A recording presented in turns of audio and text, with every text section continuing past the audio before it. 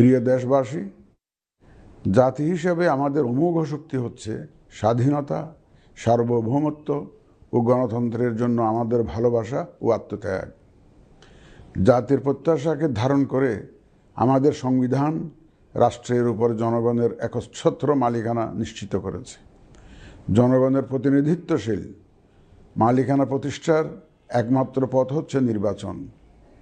দুঃখজনক হলেও সত্য যে মানসম্মত নির্বাচনের অনুপস্থিতি প্রায়শই আমাদের ঐতিহ্য এবং সামষ্টিক প্রত্যাশাকে ম্লান করেছে।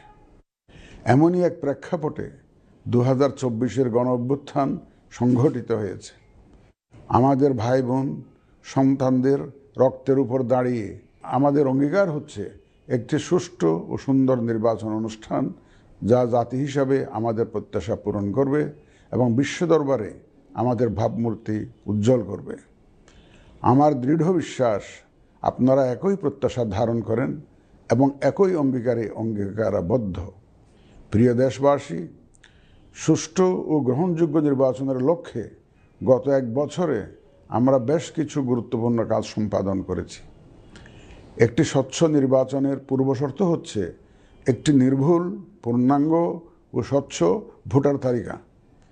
আমরা শুরুতেই এই কাজে হাত দিই।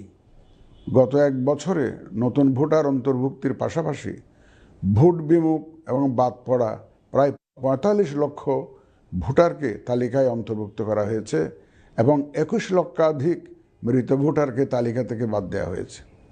নারী ভোটারদের যথাযথ অন্তর্ভুক্তির অভাবে পুরুষের সাথে নারী ভোটারের ব্যবধান বেড়ে প্রায় 29 লক্ষে গিয়ে দাঁড়ায়।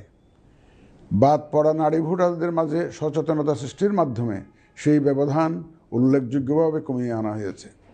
আইন সংশোধন করে ভোটার হওয়ার যোগ্যতার তারিখ প্রতি বছর 1 জানুয়ারির পরিবর্তে কমিশন কর্তৃক নির্ধারিত দিনে নির্ধারণ করা হয়েছে।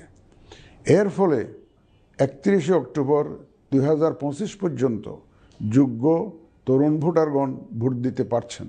গত 18 নভেম্বর প্রকাশিত তালিকা অনুযায়ী বর্তমানে দেশে ভোটারের সংখ্যা দাঁড়িয়েছে 12,76,95,183 জনে।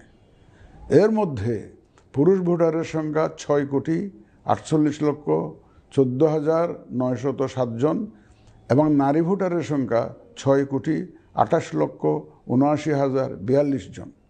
গত এক বছরে নির্বাচন কমিশনের সক্ষমতা বৃদ্ধির পাশাপাশি সংশ্লিষ্ট সকলের জবাবদিহিতা বাড়াতে আমরা বহুবিধ আইনি ও কাঠামোগত সংস্কার সম্পন্ন করেছি।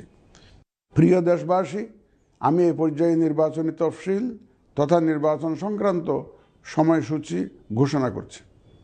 আগামী 2026 সালের ফেব্রুয়ারি মাসের 12 তারিখ রোজ বৃহস্পতিবার 300 আসনে ত্রয়োদশ জাতীয় সংসদ সাধারণ নির্বাচন এবং একই সাথে জুলাই জাতীয় সনদ সংবিধান সংস্কার বাস্তবায়ন আদেশ 2025-এর উপর গণভোট অনুষ্ঠিত হবে।